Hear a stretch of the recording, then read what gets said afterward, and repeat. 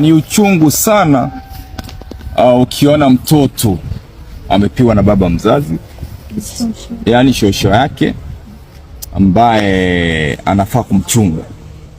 Ideally grandmother should protect the grandchild, lakini ya huyu mama imekuwa ni story ya uchungu sana, ambayo amejaribu kutumia justice mechanism haija work in a way before, na sasa imebidi aniite.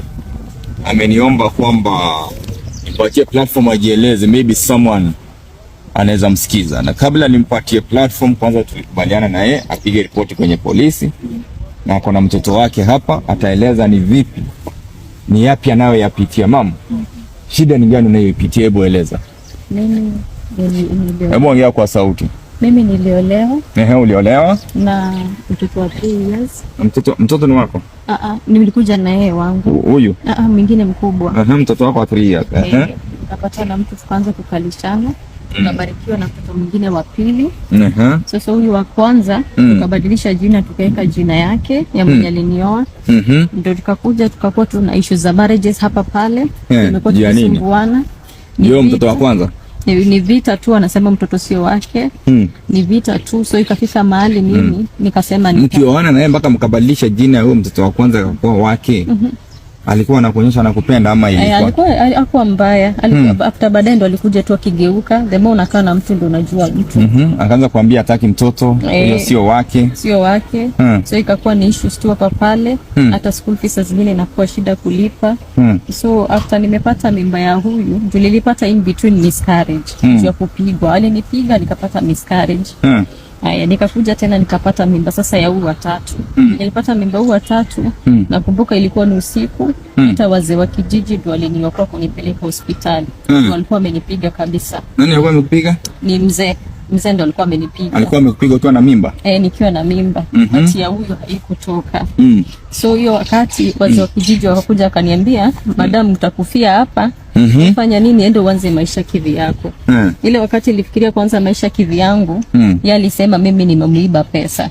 But alikuwa amenipatia suggestion, wewe niondokee, mimi nimepata mwanamke mwingine, nikupe pesa uanze maisha kivi yako. So akachukua vitu za watoto, hata kesi iko hapa police station tuliandikisha. Akachoma kila kitu kama mchana saa hizi. Akachoma kila kitu ya watoto. Watoto wakatoroka wakaenda police station for rescue. Hapo nikakuja nikaambia hiyo si kesi ya watoto, ni children's. So hiyo kufuatilia children's ikakuwa niko na condition ya huyu mtoto mdogo nikiwa na mimba. Nikakuwa ndo nikaambia na usieso hapa kwanza ni deliver mtoto. Nikideliver mtoto ndio nitafuatilia kesi. Nikakuja akasema nikiwa na mimba miezi 2, huyu mtoto sio wake. Mtoto wa mwenye mmepata na yeye mimba tena akasema sio wake. Akaniambia tililipata mimba kutoka wapi? Nje. Na akaambia society. So mimi nilinipatia. Akaambia mpaka society yote atiwe mimba sio yake. So mimi ilinipatia stress, ikaniingiza hata depression. Kwa hiyo time uko na watoto wawili na niko na mimba. Hauna kazi, umefukuzwa, hujui penye utaenda, unaanzia from zero. So mimi nikangangana tu.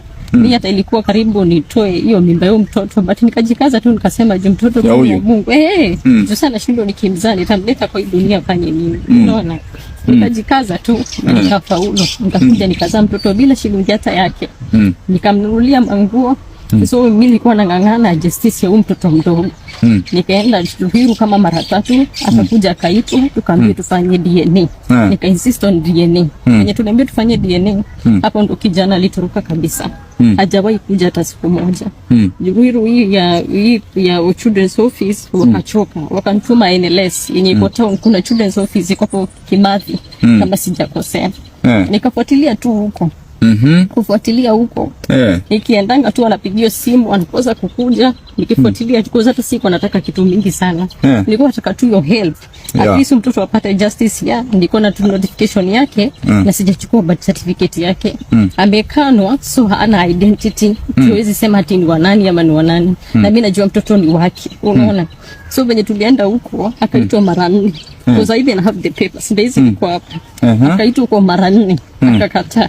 Huko endelea, so akachoka akasema huyu anatusumbua bure, enda Milimani. Wakaniandikia Akanifailia nini ya Milimani.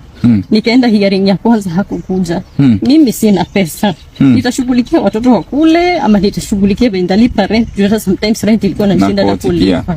Unaona? Nikafika mali nikagive up. Nikasema mimi sitaendelea na hizo kesi.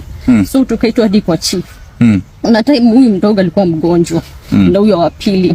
Mimi sina pesa ya kupeleka hospitali. Nikatuma endeni kwa baba yenu, awapatie chakula na ampeleke hospitali yake. Hao wawili ni wake. Hao wawili ni wake. Akakataa, akatumanisha back. So akakuja akashikwa na police station. Kuletwa hapa, akakuja akasema yeye haezi kita watoto wakiwa anda yeye. Unaona? Wakiwa anda mimi. Sasa mpaka nimwachie. Mimi nikamwachia na nikaenda. Na akashughulikia watoto vizuri wakikuja wakienda. So on November and December walikuja holiday. Kwa maana mtoto akiwa na 2 years 7 months hajaiona mtoto hata kidogo. Unaona? So hii December walikuwa wamekaa kwangu November na December and I was sick. Mimi sikuwa nasikia vizuri. Ni familia yangu hata ilinisaidia kunipeleka hospitali. Nilikuwa na shida ya kimwili. So venye nilikaa nao second mbona akakuja akasema shosho anatesa nani, anapiga huyu mdogo. Nikamwambia, nikatumia huyu kijana message baba yao, nikamwambia mimi na kitu nakuomba. Huyu mdogo anafaa kujoin shule. Ule mwingine anasoma government, shule ya government. Wacha endelee kusoma huko. Huyu mtafutie shule. Hata usinipe hiyo pesa. Nipeleke tu shule, unaona inafaa. Mimi nipeleke mtoto shule uko nalipa school fees. Kama ni hospitali, niambie utakuwa unapeleka watoto hospitali fulani, daktari ananipigia simu. Alikataa na akakataa. Akachukua watoto, akapeleka wapi? Akapeleka kwa shosho yake Kasarani. Mimi sina uwezo sasa hiyo. Sikuwa na pesa hata kujoin mtoto wapi? Shule. Unaona? So venye aliwapeleka hivyo, mtoto wa pili amekuwa kuja shule akilia. So mimi siku moja nikaenda kumuona. Wenda kumuona, akakuja akanibeg. Imagine mtoto wa grade 5 akinibeg akiniambia mam, tafadhali mimi niache kwa shosho, but huyu mdogo mchukue. Nikamuuliza nimchukue juu ya nini? Wewe mtoto akasema nakwambia uchukue mdogo. Akaniambia shosho yake anapiga mtoto. Akona mpaka maalama. Mimi akisingekuwa na uwezo ila kwenda kwa shosho yake Kasarani, isikuwa nimepeleka vitu huko ama nikio kitu ya uongo. Nilikuwa najua mimi sina pesa, so wanaweza niekelea kitu yoyote. I assumed the first time. Nikasema wacha tungoje tuone. Mtoto kaimba hivyo mara 4 mara 3. Mimi sasa kufuatilia nikaandikia babake message, nikamwambia mtoto anapigwa na nasikia hata private parts yake inatoa damu, but sijui sababu ni gani private parts yake inatoa damu. Private part ya mtoto inatoa damu. Mimi sasa sikujua sababu. So nikakuwa na wasiwasi. Na ni mtoto msichana. Na ni mtoto mdogo wa 3 years, haizi chiongelelea. Unaona? Alafu kuzidisha sina communication hata na huyo mtoto, hata shosho yake haizi nipigia niongee na mtoto. Unaona? So nikaenda hapo Githurai kwa chief. Chief akasikia story akanipeleka kwa children's office. Wenye walisikia hii story wakaniambia kesi yako ni kubwa na juu mtu haezi apia, si tungeomba ujue penye shule ya mtoto iko, uende umchukue kama ni Kasarani wa kuzindikisha kwanza tujue safety ya mtoto. Nikamwambia nikuje hapa kwa chief kwetu. Kuja hapa kwa chief akapigio simu. Akaambiwa tunataka kuona nini ya mtoto. Akasema amepatiwa custody. Nikatolea chief karatasi nikamwonyesha ndio hii. Custody alipatiwa ile time tufanye DNA and it was 2022 if I'm not wrong. Ndio tufanye nini? Tufanye DNA ya mtoto. Alafu from there the court will decide. From there hajai appear. Unaona? Chief ataka mwambia vizuri what you are saying na kenye maandiko karatasi ni vitu mbili tofauti. Chief akaniambia hii ni ngumu sana. Lakini jua mtoto wako tafuta penye shule iko. Enda uibe mtoto au wenyewe wakustaki. Uweze kufuatilia maneno. Jua mtoto wako unasema yuko safe hujamuona. So shule ilikuwa imebakisha wiki 2 kufunga. Nikasema acha nivumilie, nisiandiki tena kesi ya kufanya nini? Mimi sina hiyo uwezo ya kwenda kwa police station. Sasa on Wednesday ukaletwa. Uletwa mimi hata sikushindilia kuangalia mtoto. Because I was very happy kuona mtoto wangu amefanya nini? Amekuja kwako. Amekuja. So I was very happy. Hii sasa on Thursday nikiosha mtoto ndio nikaona. Nikauliza ule mdogo. Huyu sasa wa pili. Nikamuuliza, huyu mtoto hizi alama zimetoka wapi? Ndio kaanza kunipatilia story. Na kutoka hiyo Wednesday, mtoto kutoka kuje, alikuwa na shida ya fever. Kuumwa na kichwa daily na kutapika. Na mtoto hata nikimpatia December ama January hakukuwa hivyo. Nikauliza mtoto sasa ndio jana nikauliza mtoto. Hii shida imekuwa ama amekuja hapa ndo amekuwa? Kaniambia hapana. Kutoka anza kupigwa na shushu. Hii shida imefanya nini? Ni shida imekuwa kuanzia kitambo. Nikamuuliza ashaipelekwa hospitali? Akaniambia hata hakuna siku ashaipelekwa. Anambianga shosho. Mimi naumwa na naumwa na kichwa. Shosho anamwambia ati unajua maana ya kuumwa na kichwa ni nini? Unaona? Yaani shosho anamwambia ati unajua maana ya kuumwa na kichwa ni nini, sababu ni mtoto mdogo. Sasa mdogo hata huwa katikati akaanza kulia, akaniambia mama, mimi niko huko juu. Mtoto uko kitchen, shosho hajaipiga mtoto nikiona na macho. Anamchukuanga, anapeleka huko juu ya room ama anampeleka kitchen. Anampiga hata nikiwa huko nasikia kukilia ile. Mtoto ndiye anashoka, anambia shosho acha unaniumiza, nasikia uchungu. Siku nyingine mtoto akienda choo ile kwenda kwa choo akienda kujisaidia haja ndogo akaona spot za blood. Akauliza mtoto, mbona unatoa damu? Akamwambia shosho amenipiga wapi? Hapa chini. Sasa mimi singejua. Sasa venye nilimtoa ngondo nikaona nikapata hizo alama. Kwa private part sehemu yake ya siri. Hiyo kuchuna mpaka damu. Mpaka anachuna sehemu ya siri huyo mama huyo ni muuaji ama ni nini? Unaona? Na nimekuwa nikiinsist nirudishie watoto. Afanye nini? Au watoto wasome wapi? Mtoto ndio huyo hapa. Unaweza muonyesha tu hivi lakini atuonyesha hizo part. Huyo mtoto vile mnamuona. Nimemuuliza ako na alama kwanza hapa ya kichwa, kitu ya black. Nimemuuliza nani alikuchapa? Mami, nani alikuchapa hapa? Hebu ongea kwa sauti, nani? Shosho. Hiyo alama nyingine iko wapi mama? Hiyo alama kuna nyingine. Hatutaonyesha alama za sehemu ya siri kwa sababu hiyo ni private part ya mtoto, tutaonyesha tutakuwa tumu-expose vibaya. Mtoto hapa kwa mgongo hapa kuna uvimbe. Kuna kitu namba. Kuna uvimbe. Mtoto amepigwa hapa iko black. Iko na uvimbe. Huyo ni mtoto amepigwa hapa kuna uvimbe. Hata ukiguza unasikia. Alafu hii ni alama ya kupigwa. Tuwezi mtoa nguo muone. Mgongo ni wapi pala alikuwa ameumwa? Ni hapa. Nikupona hata zipo. Alafu hii ni alama nyingine iko hapa kwa mtoto hapa. Hii ni alama. Nani alikugonga hapa mama? Kupiga? Shosha alikuwa anakupiga? Ulikuwa ukimwambia aacha anafanya nini? Alikuwa anakupigia wapi? Kwa kitchen. Anakupigia kwa kitchen? Hapa nani alikupiga? Shosho. Hapa kwa mbumbum nani alikupiga? Shosho. Alikuwa anakupiga na nini? Na mwiko. Anakupiga na mwiko?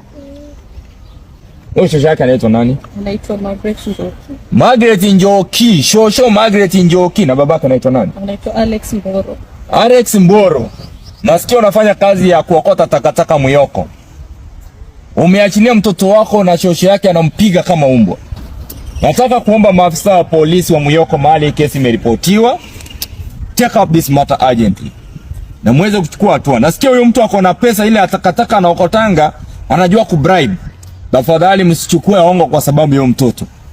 Please don't take a bribe because of this kid. Watoto wengi wanateseka huku nje wakiwa kwa mikono ya baba zao, wengine mama wa kambo, wengine relatives. Please, kama kuna kesi kama hiyo piga ripoti. But we shall follow it up. Huyo mtu aweze kuchukuliwa hatua, huyo shosho aweze kuchukuliwa hatua. Na baba ya mtoto achukue responsibility ya kufundisha mtoto, lakini mtoto abaki na mama. Anaitwa James? Anaitwa Alex Mboro. Alex Mboro, garbage collector Muyoko. Alex Mboro, najua unatizama hii video. Huyu ni mtoto wako amepigwa kama umbwa na shosho yako. Ni uchungu sana mtoto mdogo kupigwa kama umbwa. Ni uchungu kama wewe mzazi ufuatilii, basi una roho ya utu. Ukakataa watoto sio wako, mkasema muende DNA, ukachukua watoto kwa sababu ulikuwa unataka kujificha. Sasa mbona uache watoto wateseke na shosho yao wanateswa? Mtoto amepigwa kwa kichwa hapa ndio inapona. Na mtoto mdogo unaharibu urembo ya mtoto mdogo msichana. Hata kuna alama zingine. Alama zingine ziko hapa. Ofisa wameziona. Hatuwezi fungua kwa sehemu ya siri mama, kwani ulikuwa unachuna sehemu ya siri ya mtoto? Maka inatoa damu. Ulikuwa unafanyia nini shosho mtoto sehemu ya siri ni sijui ni kuchuna ama ni kuuma uliuma mpaka inatoa damu? Hapa. Hapa. Alichuna wapi? Wapi mama? Alichuna hadi hapo. Mnaona mtoto anaonyesha mahali alichunwa na shosho. Wanataka namba yako waweze kusaidia upate justice. Na hata wengine wamchangie. Sababu mama hata hana pesa, hata transport yana, hata kuja kuripoti ni mimi nimemlipia pikipiki ya kuja hadi hapa. Peana namba ya simu. 07 16 29 293745. Ninaogopa maybe anaweza kuwa na injury kwa kichwa kutoka kuja Wednesday. Amekuwa na shida ya kubwa na kichwa daily, so inabidi napatia mtoto Panadol na ipungui. So mimi sina pesa, tinaweza mpeleka scan niangalie uvimbe ni ya nini ama kichwa inaletwa na sababu gani.